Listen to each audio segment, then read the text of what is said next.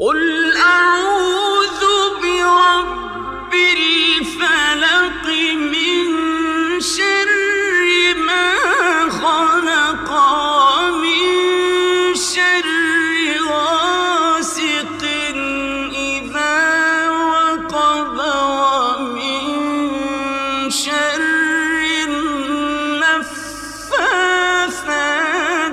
في العقد ومن شر حاسد إذا حسد.